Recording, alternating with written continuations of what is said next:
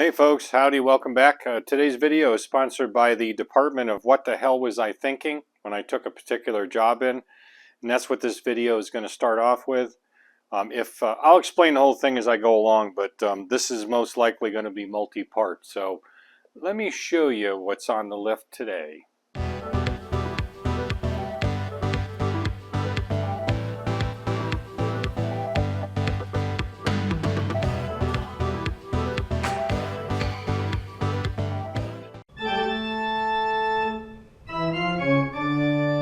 If you're watching video with kids or children, I would suggest to remove them from the room because this is probably something that's going to scare the bejesus out of them. And so look what we got to work on now.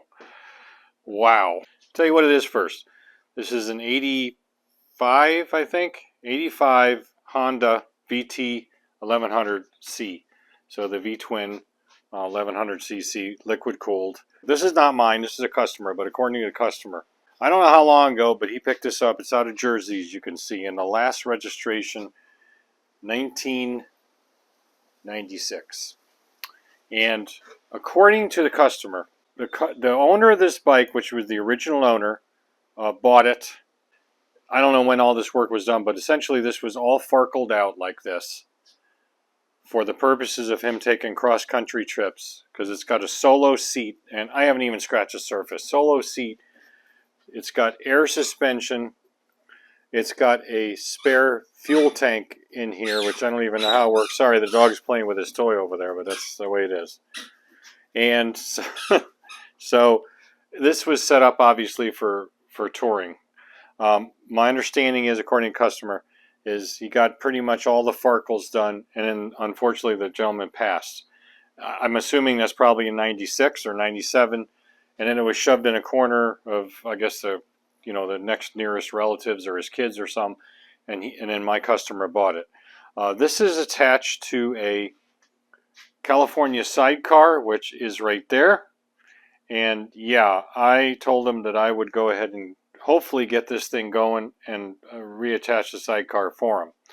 We may not ultimately resurrect this bike because we want to, he wants to as well, get rid of all this crap and essentially bring it back to a regular standard shadow, with the exception of maybe a couple little things that are kind of cool.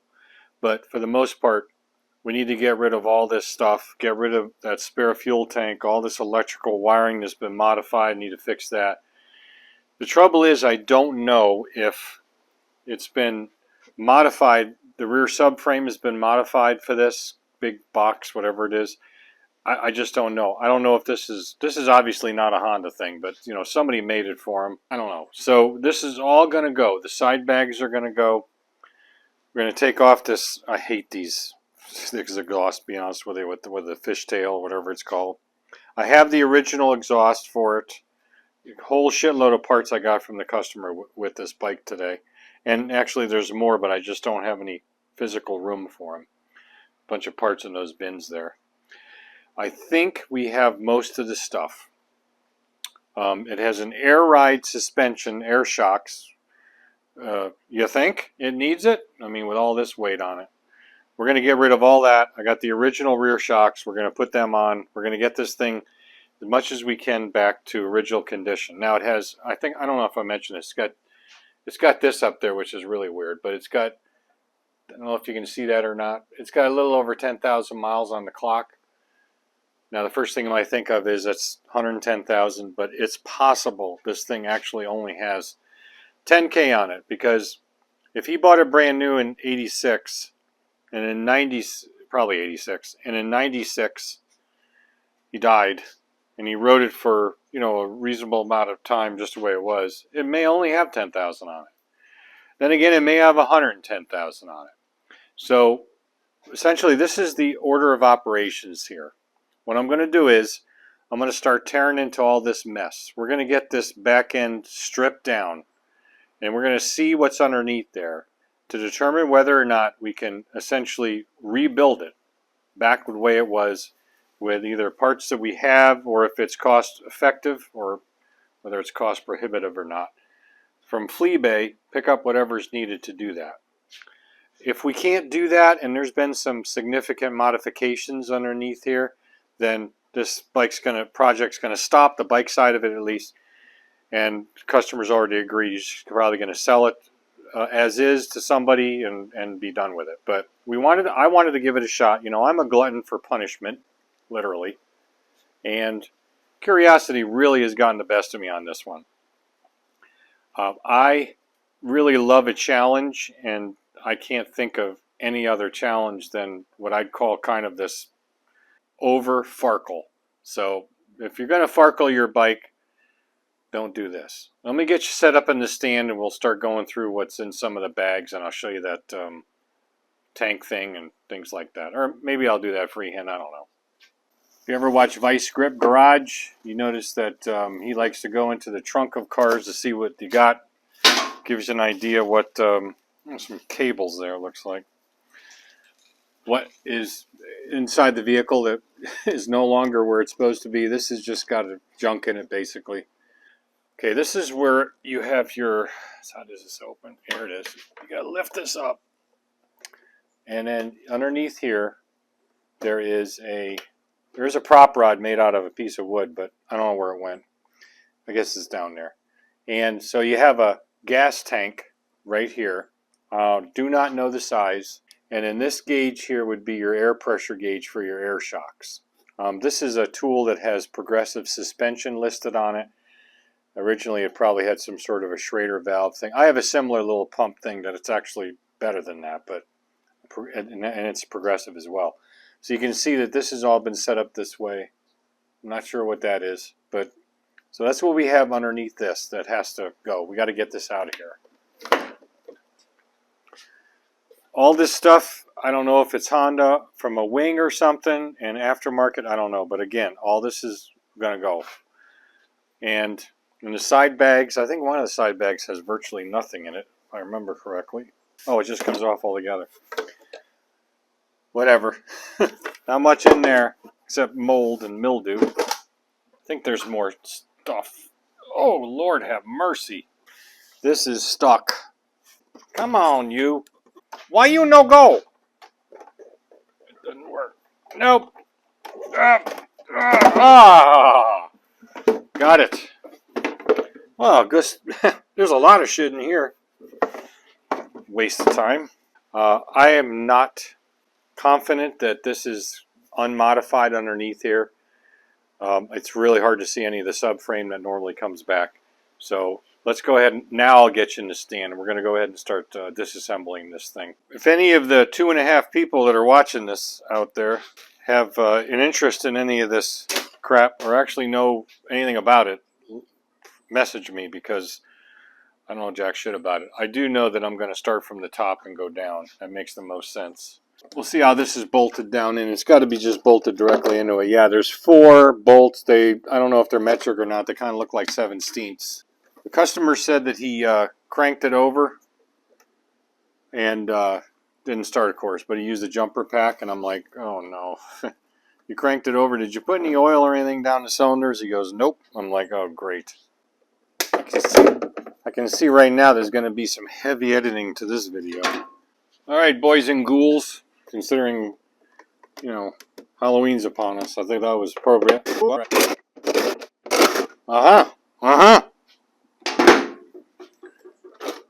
Boys and ghouls, that's a good one. Ixnay with the boxnay.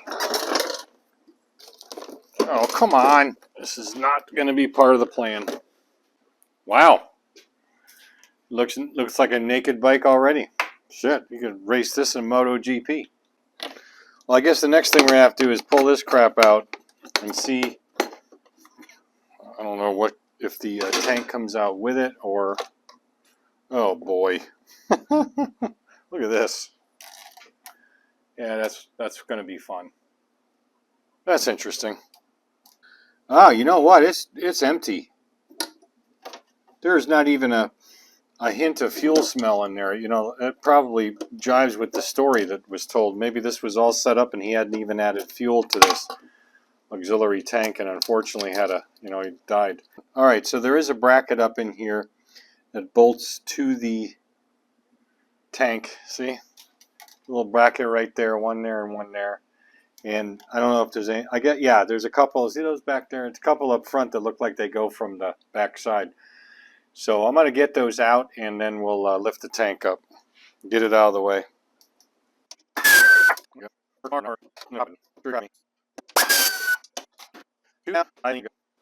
So I think what I need to do is I'll take the cover off now, get it out of the way, and I'm pretty sure that I can't get at the bolts for that tank. They're underneath this, so I bet you this just all lifts off within itself separately. What I'm talking about is this trim here and this piece right here, not the entire thing. All right, that was rather painless. Let me zoom you out a little bit. And so we got that off. That's the, that cover thing I showed you. Now we can get in here and I can get the, well, actually, that may have been part of what holds the front of the tank and the ones that went in there. So this thing should move. Yeah, it does. I got to figure out, pretty much, obviously, the fuel must come off the bottom of this spare tank. I think it does right there, actually. Yeah. Yeah. So all we have to do really is break that connection, the hose off of it. Let me show you the other side. Yeah, there it is. So you can see there's a bung there, with a tap. And probably some sort of a needle dick. I mean, one of those barbs in here to hold that hose on. But I don't see any fuel in there, so we're going to be fine. Plus, 1996. Yeah, I don't think anything would be liquefied in there anyway. It would probably be, basically consistency of peanut butter. And that's not too bad. This is pretty well made. It's almost like it was custom made for this. It could have been the case. Somebody may have made this for the gentleman, but I don't know, like I said, if this is some sort of an aftermarket setup. You got me. But yeah, so we're getting down into the parts now that are starting to worry me, because it does look like that subframe has been modified. Sure does.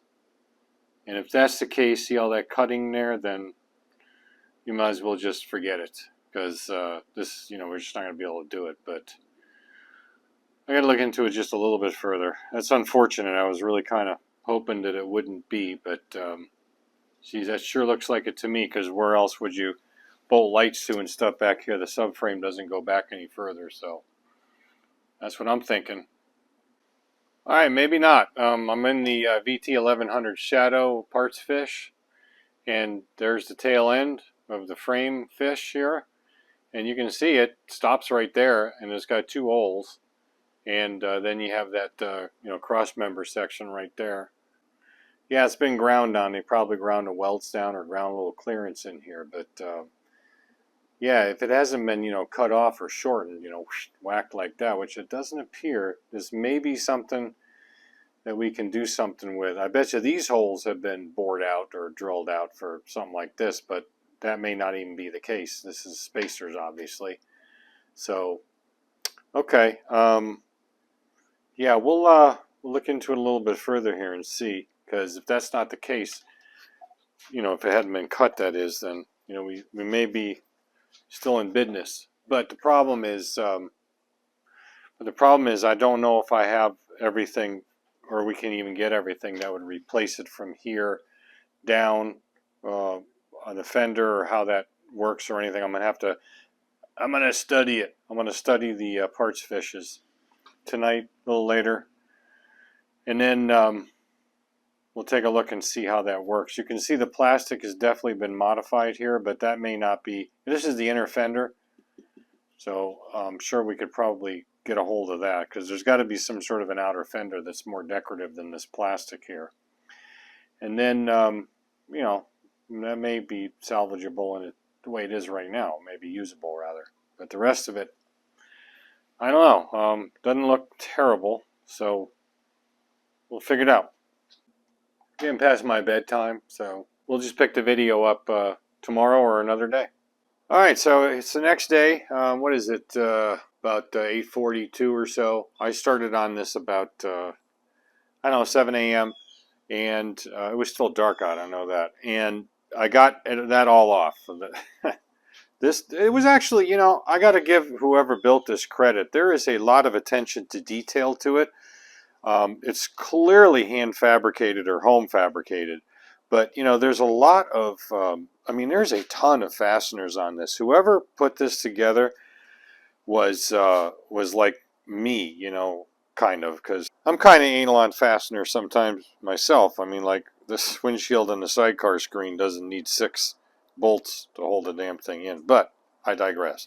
So this is, you know, this is actually pretty well put together. But again, it's just, it weighs a lot. I would say the entire package of, you know, this right there and all the other stuff, and that, even that spare tank, of course that's empty now, but let's say it has some gas in it, is going to add, you know, probably the weight, certainly the weight of a passenger on it, maybe even more. And this thing was just heavy. So 150, 200 pounds maybe total, I bet you, that he added to this thing. And again, this is what the customer did not want. He didn't want that on there. So, all right, so this is the good news. I don't really have a lot of bad news, luckily, but the good news is, as I said in the last video, this frame has not been chopped. This is where it ends. This is the end point of the metal part of the frame. So there isn't really like a subframe that's bolted onto it like other types of motorcycles. This fender is definitely the outside fender. I couldn't see it from my perspective before, because you can see, you know, it's got a label for the helmet holder, which is gone. Maybe it's in the box, I don't know. And it's very, very rigid. It attaches up here, as you can see. That's probably OEM, maybe OEM fasteners. And then here, now I haven't pulled this off yet. This is not, you know, bored out to that side. These are spacers. So I have to take these jam nuts off and then pull this rod out, and we'll figure out by the parts fish what we need to bolt this back in. It may have been just a bolt like that, and I don't know. And again, I may have that in the kit over there. That's why I'm leaving it in for now, because I need some support. So this is the back part where the actual tail assembly would go, like for your rear tail lights and signals, and of course where your plate would be mounted. I do not know if I have that in there. Hopefully I do. I seriously doubt the one on on there was the, he just swapped it over to this interesting creation.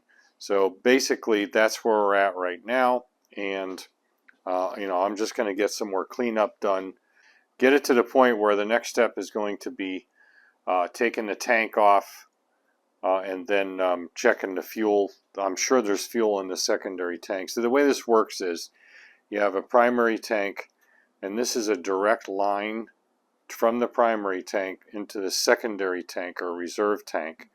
And this would be your, this is really your main and only low fuel or fuel level indicator that I can think of in this particular application. Well, this actually might be like a low fuel light. There may be a float in here, I don't know. And then what happens is it pulls off fuel from this tank and goes down over to the other side where there's a fuel pump. So I believe that's the filter, fuel filter in line. Yep, so there's your fuel filter, comes over. Here's your fuel pump inlet, and then it goes out to the carburetors, which is this line right there that comes up around it. You see that line right there? So yeah, that's how it works. Pretty simple. This was out like this. I don't know if somebody had been doing some diagnostics. Otherwise, the bolts, this was loose and there was one missing off the tank. So I think somebody had pulled the tank at some point. As far as all this crap on the front, we can get that off at a later time because, you know, unlike the back part, this is functional as it sits.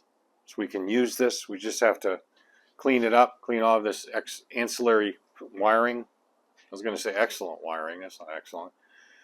I don't know where he must have made these. Somebody must have made these switch pods. I mean, they're creative, but we're getting rid of those because underneath there's the master cylinder. There is no front brake. There is no clutch, you know, operation right now. So we're going to have to fix that and get all this crap out of the way. And then, but again, that's going to be later. We can deal with that later and deal with this as well. But the main thing we got to do here is, again, finish cleaning up this part. And then once we finish cleaning up this part, what we can do is move on to that part. Alright, so we're further down into it now. got the fuel tank off, obviously, which was a pain because of all this extra wiring. I have a lot of it pulled out of the way, but all this extra wiring that the installer, whoever did that work, put in, just grabbed everything. It was just a real pain. Luckily, that's not going back in. Pulled the air box out too, and you know, you got a little bit of typical goo around here, but I was thinking maybe I could just run some fuel directly into the carburetors through the main inlets, but I'm not even going to bother. Let me show you. The slides, and they are pretty much gooed up. See? No sense in even trying to run this right now. Because most likely if it's gooed up here, it's going to be gooed up down in bottom of the carburetor where the floats are and stuff. So I think it's just best to pull the carbs out, which I'm going to do here in a little bit. I'm going to review the procedure and the service manual first, because as you can see, these are pretty tight. There's a specific procedure for this, you know, up to and including the acrobatics you have to do with these carbs to actually get them out and remove them from the bike through the frame there. So let me review that, and then we'll revisit this. But I just wanted to show you that. This is one thing you check. The other one's the same way. And, you know, it's just no sense in even trying it. Of course, it smells like, you know, the ass of a varnish monster anyway. So that's kind of a telltale sign as well. I'll go over the carb removal on this step by step as much as I can. The first step, well, there's a couple extra steps if you read the service data based on the model year, but some of those don't apply. So I've already got it worked down to the point where I need to go to the throttle cables. So there's a cover right here that covers up these throttle cables, and this is really, really tight in here to get this cover off. And what we're going to do is disengage the actual throttle cables, but this is not cooperating, so let's, oh, there it goes. It's just super tight. All right, so next what you do is get them to, like, their nut studs out right there. And then what you do is you can just, I've done this before in other models like ATVs in particular, you just disengage the actual bracket. It loosens the bracket up, then you just swing the actual cables off of the cam here, and then you just set the bracket aside. You don't have to disengage, in other words, the cables actually from the bracket itself. You see where they go, unless you're replacing them. So let me do that real quick. My lapel mic battery died. I'm charging it up, but I probably don't need it anyway. I'm working close to the recording device. So, all right, sounds better, I bet, anyway. What you have to do is eventually you got to take out the two enrichers, one for each carburetor. I had to get this one out before I could even get the cable out because the cable was blocked by the enricher. These are not easy to get out either. I had to actually secure this coolant line up and out of the way, otherwise it's just impossible to get to. But now the cables are out. I got them tied up there, and so now we can go on with the list and move over to the other side. Now I need to take the other enricher out, and then the fuel lines. The fuel lines on these are not too bad. I already have this one disconnected from this side. That comes around from this T. You see that T right there? That comes up from your fuel pump. That orange guy, I don't know why that's a different color. That shorty is for your right-hand carb, and this one runs along the back side of the left-hand carb, or the head side. And then there's your fuel line. Probably have to replace these. I mean, they're pretty stiff, but sometimes it's good to be stiff, right? And next step is we need to loosen these band clamps. The instructions say on the carburetor, so I'm going to do just the carburetor side, but sometimes on these you have to, you know, loosen the actual carb holders. And one light will come off, the other one won't or something, but we're gonna leave it just that one loosened on each one, and then you just pry them off. And at that point what they want you to do is once you pry them off the carb holders, you actually turn them 90 degrees and then they come out of the frame. So I've done this before on other models like Shadows, and well, other Shadows actually, and I remember it was a while ago, but I remember it was a bitch. So let me get the other band clamp off or unscrewed. And another thing I do is I soak the area with silicone spray, and as you start to move the carburetors, some of that will just, you know, flow inside there and help break that loose and give you a little, gives you a little edge, so to speak. Try to give you a shot of this. Now on the side here, I think you can see it. Maybe you can, maybe you can't. Down in here, there's, this is an air purge valve, I believe. And what it does is it opens up in certain, usually deceleration. It has to do with emissions. Hello. Some of these will pop right off if they don't have the little barb on them, you know. And these two sides will go right to the carburetor, so they'll come off with it. All right, so now these can be a real pain in the ass because the carb holders are petrified. Remember, this is a mid-80s bike. And so be prepared for some cussing, not on my part necessarily, but if you're working on them. And the service manual even says use a screwdriver to pry them up if necessary. I can almost guarantee you that's going to be necessary. I don't want to damage them, so I'm just going to kind of reevaluate here and see. You just kind of figure out that, you know, this one goes in this way, that one goes in that way. So if you can pop one out, the other one's going to come. You know, unfortunately, it's going in like a V, you know, like this, and those are straight. So in other words, your carb holders, one's pointed this way and one's pointed that way.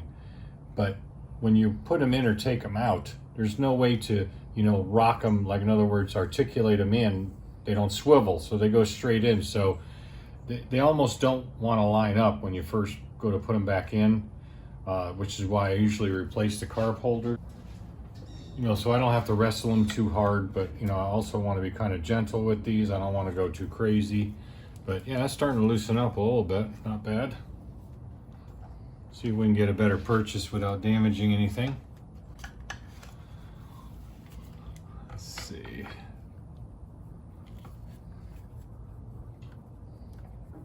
There we go. And that's how you pop them out. Hardest part is getting at the shit, you know, to undo the enricher plungers and undo all the other crap. That's the hardest part. I mean, otherwise these aren't actually too bad because, again, they're not the California model with all the extra doodad hoses and stuff. This is what she looks like down here without the carbs.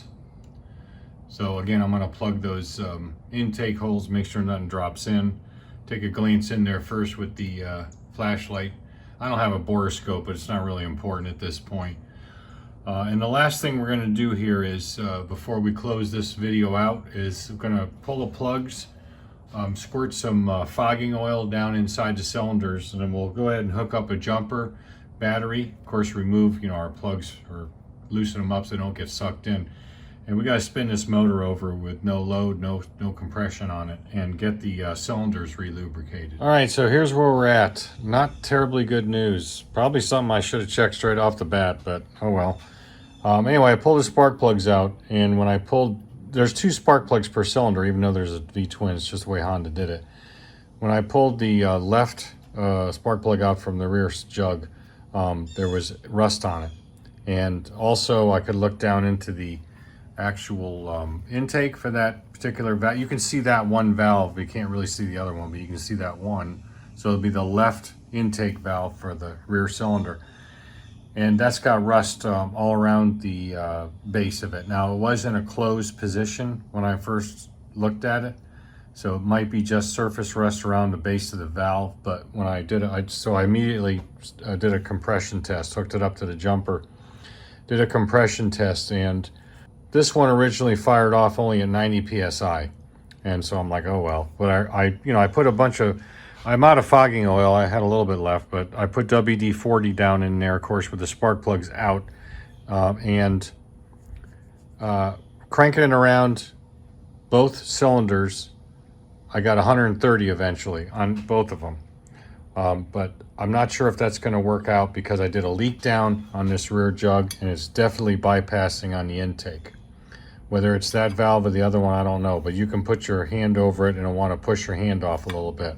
The leak down test is about 10%, so it's technically in the good area, but I'm not sure if that's going to clear up. If there's just a little junk built up around that valve seat, I've seen that before, but not from rust, usually from carbon, and you can get those with a little running just to clear out, but I don't know.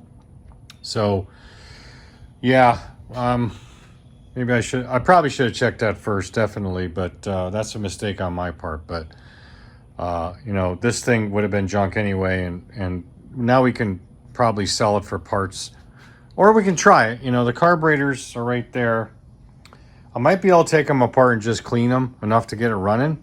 And if we do that, maybe we can check it and see if it'll actually run. There's definitely water coming out of the drain hole on this left pipe.